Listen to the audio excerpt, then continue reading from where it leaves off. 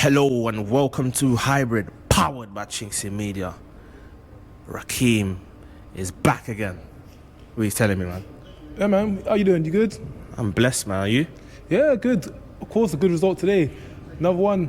What's the topic to talk on today? What are we going to touch on about the game? So yeah, before we go into today's game, we're gonna I want your opinion on the Newcastle result. Phenomenal. Belief, hope. We're back in this. Before we scored that first goal, I thought it was going to be a repeat of last season. Yeah. Liverpool dropped points, we dropped points. Yeah. We're just not going to do it. But that was the game which showed that we can do it. Yeah. We can come back late, we can score, we can face adversity, we can go to these away grounds where they play a bit rough, a bit nasty, and we can bring out the whole 3 points. We can perform as a team. It was the subs. Marino came as a sub, scored a goal. Odegaard came as a sub, took the corner. Gabriel scored the goal, so subs were making a difference. Scored depth. Yeah, man, that gave me hella belief, and on to today, of course.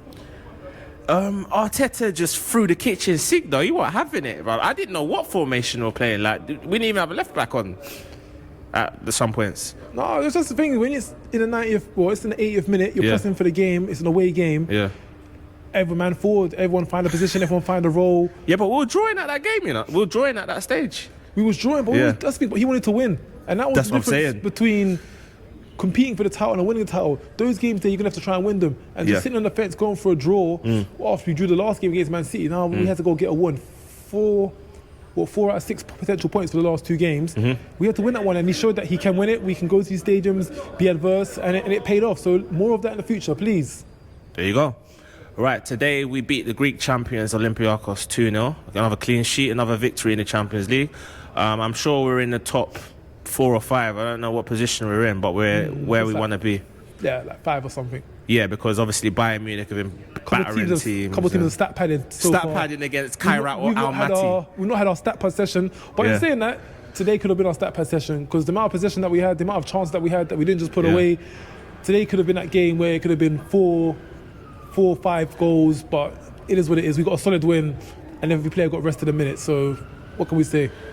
Yeah, I mean, well, we've got Kairat Almaty to play ourselves. But the thing is, I thought the reason why would find Olympiacos easier is the fact that they're not used to having to change their style, because they're used to being on the front foot in the Greek league. So for us to only win 1-0, especially, they didn't really, I don't think... Two. Oh, yeah, sorry, it was 2-0, yeah.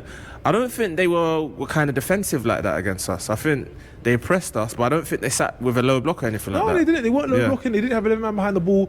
They did try. They had some chances. They forced 2 good saves out of Raya. Yeah, but it was just levels of opposition, levels that you're matching up against. We were just that level above them. They couldn't get anything off. Yeah. And like I said, despite us getting off offense, we just couldn't finish anything. Trossard had a good attempt. Didn't finish it. Should have, yeah. Gyökeres had a few positions that he was in, didn't make most of it. You know, there's a few times we messed up our play, but like I said, if you walk away with the win, get a 2-goal cushion, I can't complain too much. One thing I do want to say though, which was phenomenal, the bench. I think the bench stole the show. There's a picture someone put on Twitter, and it's got Saka, Eze, Wanyari, Dalman, Timber, all just sitting there in 15 minutes. That's insane. Like, that's a match-winning bench. No, that's a game. That's a league competing bench right there. That bench alone could have started the game, potentially just won the game. But that was our second string of trying. So when it got to 70 minutes, 60 minutes, and Arteta made subs, it was only going to get better. It was only going to improve from what we was currently going with. We had Trossard, Martinelli on the wing. We brought on Saka. We brought on Eze. We're sport for choice right about now. So that's going to be one of the big differences down the line for this whole campaign. Okay, speaking of the campaign, our next game in our campaign is against East London's West Ham. West Ham London, apparently. Don't know why they have London in their shirt, but yeah. But if we win that game, we go top of the league, and then we give it over to Liverpool, who have to go over to Stamford Bridge 5:30. So, do you think now we can kind of go on a run now, get some momentum going, and be like, right? Because we know we're favourites with the bookies for the league.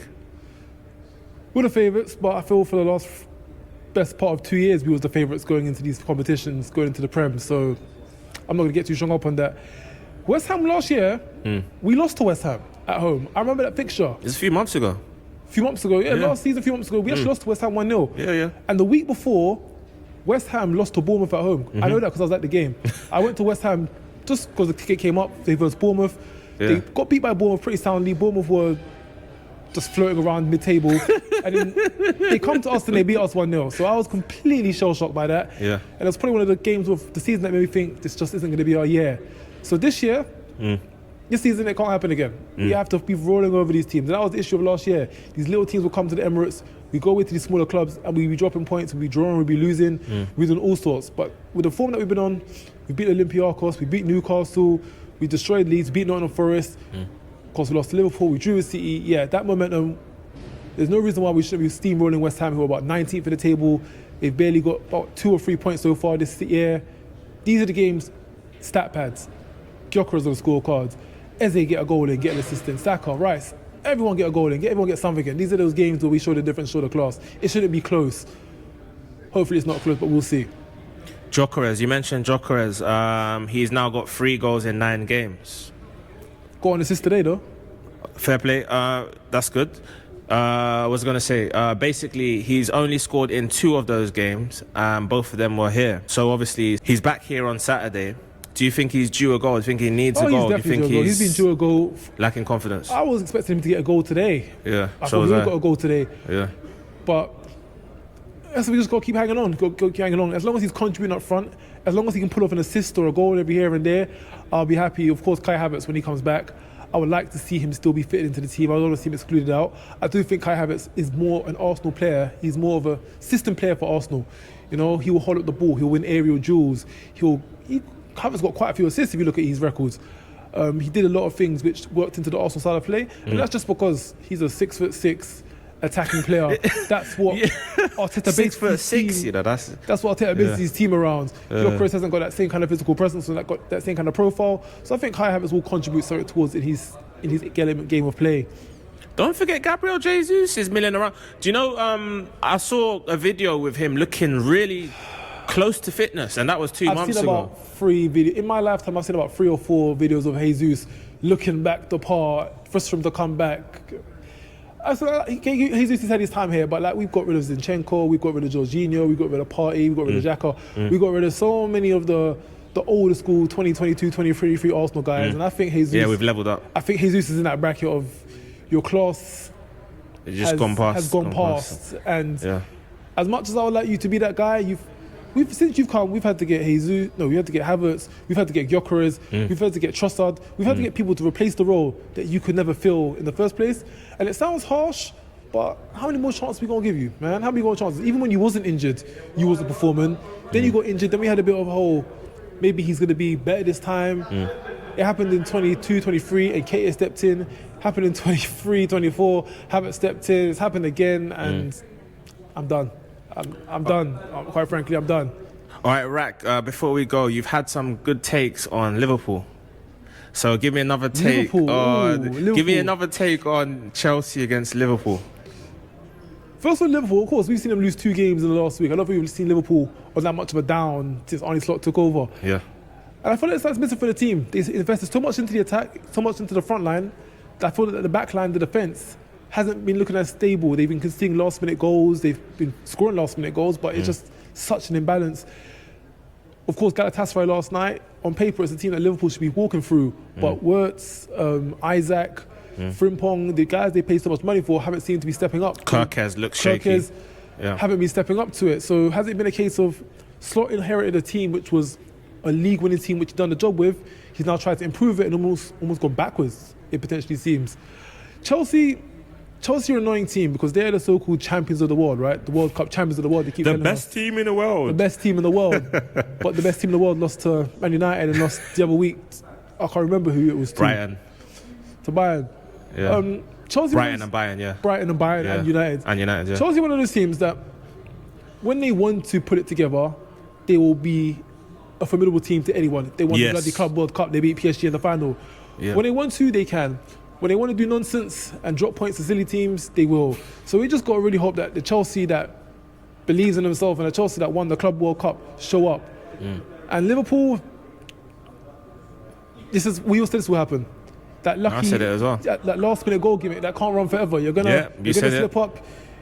You're gonna concede goals. No, you're gonna concede goals. You're not gonna score those last-minute goals. You're not gonna have that fortune of luck. When that ruck runs out, that's when the true football in them starts. When you don't get those decisions, that's when it's gonna really be down to the players. So I think Chelsea will pull off. I think a point. I think Chelsea walk away with something. I don't think Chelsea walk away with Hampton. That's what I'm hoping. That's what I'm saying. I don't think Liverpool will walk through them. We've not seen Liverpool walk through anyone this season. No. They've not walked through anyone this season at all. Even the games that they've won. Bournemouth the first game, 2-0, 2-2, 3-2. Yeah. Newcastle last minute, 3-2. Even us, won by a free kick. So yeah, we'll see. I think Chelsea walk away with a point. I think they get something. I just want to be on record and saying that's not going to be at the end of Liverpool's downfall. I think the way they like to play basketball, attacking, just throwing people forward, gung-ho. I think that's going to play into the hands of certain teams like your Brightons, your Crystal Palaces, your Bournemouths, those sort of sides. Yeah, they will come against Palace. They will have a tactic to be able to exploit Liverpool's weaknesses, and I think there's a few there. Counter-attack football. Yeah. Liverpool are good in the attack, but when it's coming the other way, they don't seem to be too good. Yeah. And when they've not strengthened up the defence, they got a 33-year-old Van Dijk on 400k a week. And a 33-year-old Salah that's off the boil. So they put two players who are coming towards the end of their time on big contracts for inspiration for the rest of the team, but I don't think, defensive-wise, they've not got any backups for Salah. They had an injury. One of their players got ACL, one of the defenders. The young Italian player. So their backup for their defence has now got an ACL, which means he's going to be out for a while. Salah's 33. I think we've seen the best of his years. I think so as well. The attack, like I said, they got Etiquette, they got Isaac. Well, I don't know if works even counts, but they've made the additional attack patterns. But for defence-wise, I think that's where it's lacking. And I'm not saying Trent was an amazing defender, because we know he was probably a better attacker than defender, despite being a defender. But I think there's a bit of a gap in the team there where they lost an integral part of their team, which they've not replaced since then, which now maybe feeds onto other things as well. So, yeah, we'll see with the downfall of Liverpool. We've been waiting for it, and we're finally going to get some more of it. Oh, yeah. I'm waiting. I was smiling like a Cheshire cat. We've been waiting. Pow. Okay. Wicked interview as always. All right, guys, don't forget to like, comment, share, and subscribe. And click this link just above Rak's head, that one there, to watch another viral post-match interview here at the Emirates Stadium, only on Hybrid, powered by chinkseyMEDIA.